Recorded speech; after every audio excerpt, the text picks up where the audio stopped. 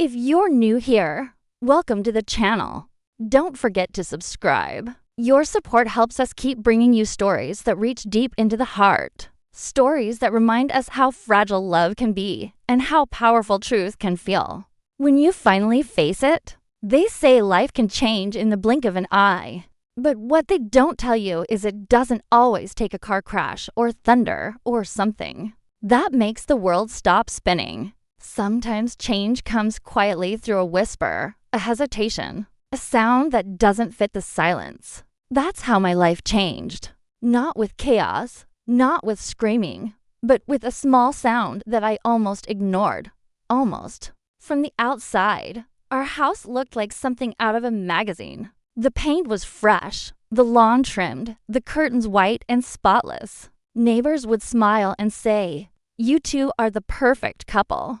And I used to smile back, pretending I believed it. But perfection has a way of hiding what's rotten underneath. Inside those bright walls, silence had built its nest. Heavy, suffocating, endless. Not the kind of silence that brings peace. The kind that presses against your chest until even your heartbeat feels too loud. Birthdays were celebrated with polite smiles. Anniversaries were marked by quiet dinners. Two people sitting across from each other, pretending they hadn't already drifted galaxies apart. He, my husband, used to look at me like I was the center of his world. Now his eyes just passed through me as if I were a stranger who'd wandered into his home. We shared the same bed, the same roof, the same routine, but our souls no longer touched. If you've ever felt that kind of silence, the one that speaks louder than words, then you'll understand what this story is about.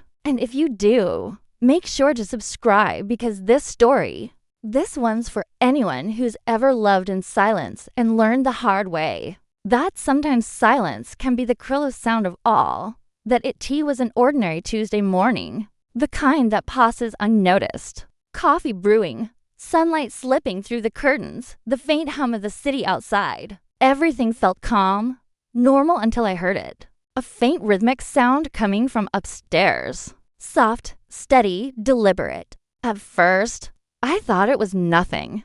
Maybe the wind, maybe my imagination. But something about it made my heart stutter because I knew that sound didn't belong. Not in that house. Not at that time. My hand froze mad, the spoon trembling in the cup. Logic whispered, "Ignore it." But my heart was already racing up the stairs before my mind could catch up. Each step felt heavier than the last. The silence between those beats grew sharper. When I reached the top, I saw the door slightly open. Just a crack of light spilling into the hallway. I stood there, my fingers hovering over the knob. Every instinct screamed to walk away, but I didn't.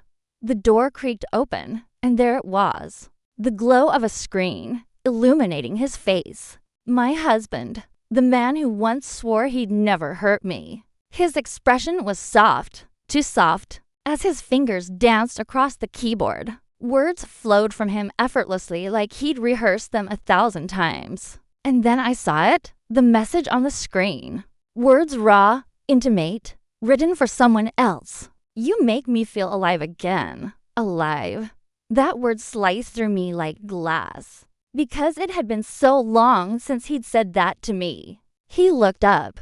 Our eyes met. And in that one glance, everything we had, every memory, every promise, shattered. We didn't speak. We didn't have to because sometimes silence screams louder than any words ever could. That night, we sat across from each other at the table pretending to eat. The clink of the fork against the plate was the only sound in the room. He looked down. I stared at him. There was so much I wanted to say. So much. I wanted to scream. But I couldn't because anger didn't even feel right anymore. Only emptiness did. The man across from me was still my husband, but he wasn't mine anymore. Whatever love had once connected us had turned to glass, sharp, fragile, and already broken. After that night, time lost meaning. Days folded into each other, each one feeling heavier than the last. Every sound became a memory, every glance a reminder. I'd catch him looking at his phone and feel the ache rise again. I'd wake up at 2 a.m., the side of the bed cold, and wonder if this was really my life now. A story of two people pretending to still be in love. I told myself to stay strong, but strength feels different when you're fighting alone. There's a kind of pain that doesn't scream. It sits quietly waiting for you to break on your own. If you've ever been there, if you've ever loved someone who forgot how to see you, then you'll understand why I stayed silent for so long. Friday came. Same house, same silence, same faint rhythm from upstairs. But this time, I didn't freeze. I didn't hesitate. I climbed those stairs like someone chasing the truth. The door opened, and there he was again. The same glow, the same guilt that flickered across his face like lightning. This time I didn't hold back. Why? I asked. My voice shook, but it was steady enough to cut through the air. Why am I not enough? He looked at me, stammered. It doesn't mean anything, but it did. It meant everything. You chose silence over me, I whispered. And in that moment, something inside me finally broke. Not from pain, but from clarity. Because I realized the truth. Our love hadn't died that night. It had been dying for years slowly, quietly, and I had been too afraid to hear its last breath. The next morning, the sun rose like it always did, but it felt different. I packed a small bag. No gelling, no screaming, no, just quiet steps one after another until I reached the door. And when I closed it behind me, the silence that used to suffocate me finally felt like air. It hurt, yes, but beneath the ache there was peace. Because for the first time in a long time, I had chosen myself. People think strength means holding on, but sometimes real strength is in the letting go. It's in walking away from a house that looks perfect but feels hollow. It's in choosing peace over pain. It's in saying this isn't love anymore.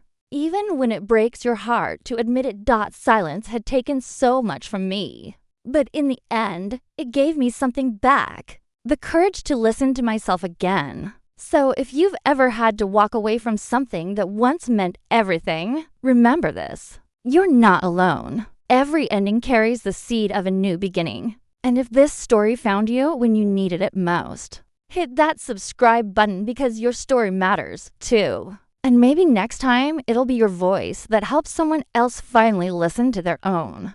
Thank you for watching. Stay till the end and share your thoughts below. Your stories are what keep this channel alive. Remember, sometimes the smallest sound can change everything. And sometimes silence is the start of freedom.